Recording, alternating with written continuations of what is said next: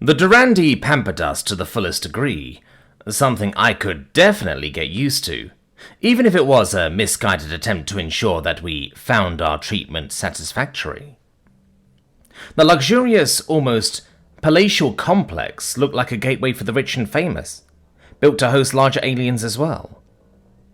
A group of bowing diplomats had brought a treasure trove of gems as a gift the moment we entered the reception hall, and tepidly said that they hoped we enjoyed shiny things.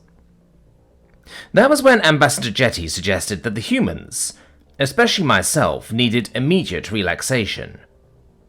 I agreed, wanting some time away from the festivities that Mikri and Sophia gallivanted off to at my urging.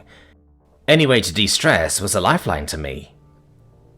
I'd been shown to the adjacent hot springs, which ebbed away the deep-rooted tension in my muscles and soothed my spirits with calming warmth. Apparently, this was one of the oldest practices in Durandi culture, the equivalent of a spa day. I had stared out at the gorgeous volcanic rock, wondering how tectonic activity worked in these physics, a question for smarter people than me. Trees sprouted a little bit away from the tranquil water, and I allowed my brain to zone out, eyes following their path up the rolling hillsides. It was strange to occasionally peek upward at flashes of movement, see green silhouettes sailing with outstretched wings, and realize that was the equivalent of people walking around. Flying is one thing we can't do, no matter how strong we can pump our arms here. We need to bring some hang gliders out here so we can join them. That was only the first stop on the resort tour. The Durandi had gathered several masseuses to handle the much larger human, and while I was a bit nervous to lie down helpless around aliens after, their talons needed the deepest shoulder knots. They'd offered me a traditional floral necklace which was scented with herbs. Many avians wore these to help with their moods. They also piped in some soothing music from a wind instrument, after I affirmed that I'd love to hear it. I closed my eyes and let myself savor the experience. To think Sophia would rather be nerding about physics than doing this, I'd mumbled to myself. Mikri should worry about her being broken. The poor avian seemed constantly nervous the entire time, and terrified that they might make a wrong move. Those fears were quite unfounded, though I didn't know how to make them understand. On a scale of 1 to Laramak, any inconvenience in this place wasn't even registering a number. The Durandi had crafted me a shawl of the softest fabrics to cover a tunic-like cloth that they fashioned in a hurry. I accepted their expensive clothing, though I reapplied my own pants for the sake of the other human's eyes should I trip again. Now, I was sitting alone in a spacious lounge, and waiting to be summoned for the evening banquet. The chair I was in was comfy, though the suspicious hole in the bottom of it was either for mischief or a Girret tail. I was also disappointed that it didn't spin. Stationary sitting implements left for anyone waiting around should be considered a war crime. I sniffed at my scented necklace repeatedly, half wondering if it would get me high. That was what I should ask Jetty, if the Durandi were familiar with sniffing glue. Someone had to ask the important questions. I heard the door creak open very slowly and assumed it was the ambassador, working herself up to invite me to the feast. Instead, I saw an itty-bitty featherball tumble through the opening, after struggling to push open the big door. That lime fluff around his body melted my heart, and while I asked myself just how a child wound up here, I couldn't resist gushing over him a little bit. I was only human. "I found you!" The bird chirped triumphantly, hopping up to the couch with an exuberant expression. "You can break anything with your hands, right?" I chuckled. Maybe not anything, but anything in this room, probably. What's your name, little guy? "Harry, I'm exploring. Mama says you come from another dimension. I want to go to one where I can do that too." Well, I'll let you in on a secret. I leaned forward, pressing a hand against my mouth for a conspiratorial whisper. We're only strong because our dimension sucks. It made it next to impossible for us to ever leave our planet. Harry offered a sad chirp, fluttering his wings within his weird bird onesie. "I've never left my planet. Mum does all the time, but she won't let me go with her." Maybe I could talk to your mother. Where is she? I ventured, trying to trick the kid into telling me where his guardians were.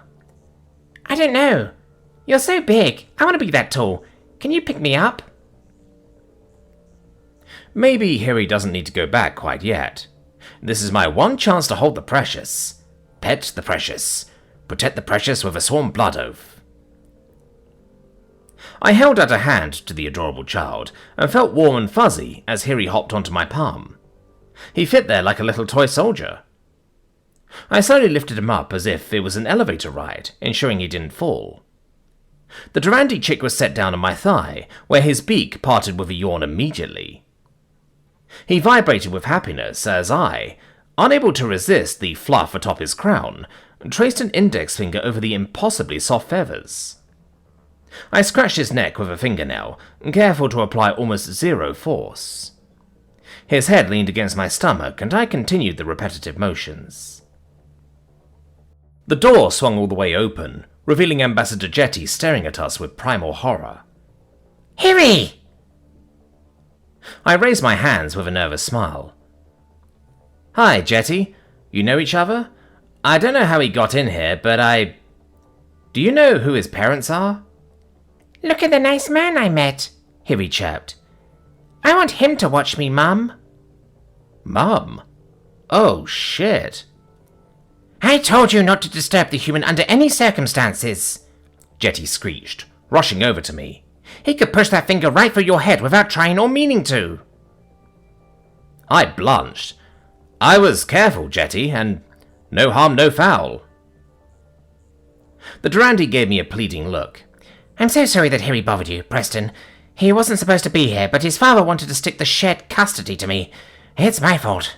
My son shouldn't have been here, but I wasn't expecting him today and there was nowhere to go. You shouldn't have been disturbed, and you're very patient with the nuisance. You didn't have to be. It wasn't a bother. I liked having Harry pay me a visit, Look, Preston, I'm sorry that I upset you earlier. I wasn't thinking. After everything that happened back on that asteroid, I'm freaking out, and I don't want to be here at all. But I'm desperate not to get fired. I just can't lose my job. The expense of Harry's medical treatments. The child offered a piteous squawk as a pit formed in my stomach. No! No more bad medicine! Overcome by a profound sense of sorrow, I petted his scalp gently. You're okay. Preston's got you. Stop! I caused you a lot of distress, and I really do feel for you. It wasn't right to remind you of something you want to forget, Jetty whispered, tears pouring down her face. Just let Harry go, please. I see that I miscalculated, and that I wronged you. But Preston, have mercy. I can't lose my son. I was never keeping him hostage. I gestured for Harry to get down, and the child fluttered to the floor with a tired trill. The poor kid. Jetty, I'm so sorry. I won't pry for details, but I can't imagine what that's like as a parent, while you're getting stuck appeasing comparative giants that you feel helpless against. If I can help at all, or cheer Harry up a little. Her relief was visible. Thank you. You're a kind soul, Preston. I came to get you for the feast. The others are already there. We brought a celebrity gourmet chef to cook for you, so I really hope the food is passable. Any chance you can find your own way there, so I can move Harry someplace safe? Sure. Where am I supposed to go? Go down the hall to your right, turn into the second door. You should be able to follow the sound of talking. Thanks. I knelt down one knee and waved at the child. Bye, Harry. Harry mirrored my gesture with a dainty wing. Bye. I took a leisurely stroll out into the corridor and pretended not to notice how the Durandi staff skirted a wide berth around while walking. I found my way to the banquet hall without any trouble, just in time to realize I was positively starving. My eyes surveyed the human, or Girret-sized table that had been brought in, noticing how the Durandi's chairs were boosted up. If that wasn't enough of a giveaway, the tiny silverware made it evident which placemats were for the locals. I searched my friends, where I noticed Sophia showing off Earth's space launches to a crowd of awestruck Durandi scientists and diplomats. Even Mikri looked amazed to see the raw power that humans needed to harness to achieve liftoffs. The shape of a rocket ship, as a towering pillar that was mostly fuel to get the actual payload into orbit must be entirely alien to the engineers of Keelam. There were audible gasps at the massive clouds of smoke that unfurled across the launch pad, followed by a close-up camera angle of the tendrils of white smoke hugging the rocket's body. The Durandi seemed both impressed and aghast. It's pretty amazing when you look at the differences between our dimension and theirs, that we were ever able to build something like that. All of that power just to barely be able to take off? An astounded scientist asked. Why is the ship so long? Sophia smirked. Everything except the tip of the rocket is the boosters. It's all fuel that drops off and lands itself back on Earth to be reused for a new launch. That's how much fuel it takes to get us into orbit, and there's more engineering that goes into it than that. All of that is fuel? You're strapping yourself to a bomb? The calculations and scientific utilization required to make spaceflight possible in Sol are most impressive, Mikri commented. The humans devised powerful technological solutions to their dimension's limitations out of necessity. I skipped over to the group. It wasn't easy to crash a bunch of spaceships into the invisible wall around the solar system, but we managed. What a cool job. Bumper cars for grown-ups. Say, why isn't bumper rockets a thing yet? Sophia glanced at me, scanning my new outfit with intrigue. Getting ready to drink pina coladas, Preston? Hell no. I don't drink alcohol slushes like you X-chromosome fleshwalkers. I showed up because I heard there was food, but I came prepared for the worst. The flowers are my backup plan. They look edible enough. I think we should skip dinner, Mikri commented in a provocative fashion.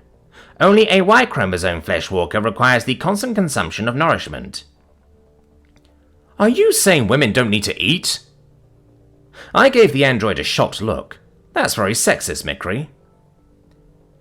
I assure you that your reproductive anatomy does not impede my objective judgments towards either of you. However, it is my finding that you speak about food 263% more than Dr. Aguado. Sophia's eyes glimmered with mirth. I don't feel the need to announce that I'm starving. Somehow, that doesn't seem to fill my belly. It motivates other people to get to the food part faster. You're short-sighted, I countered. Food is coming as quickly as possible, Prime Minister Ampero said hurriedly. I can ask the chef to expedite some dishes out. My sincere apologies for the delay and discomfort.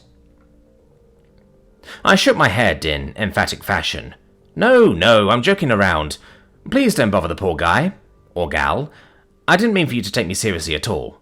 I usually don't. I am quite serious. We don't want to upset you. If anything isn't to your liking, we'll try to fix it. What isn't to my liking is you treating us like cruel gods to be appeased.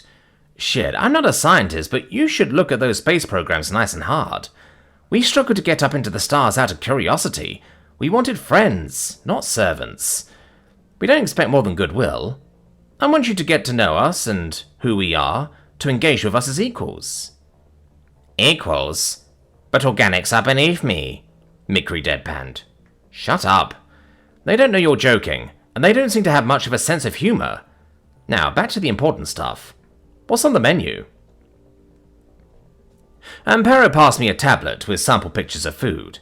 Here, this is what we selected for you to get a taste of our most popular meals.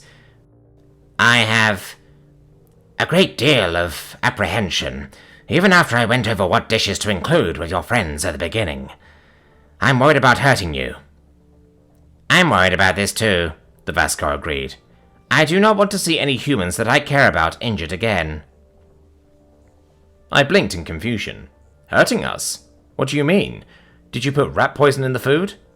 Sophia, you're the taste tester. The scientist scoffed. Fat chance.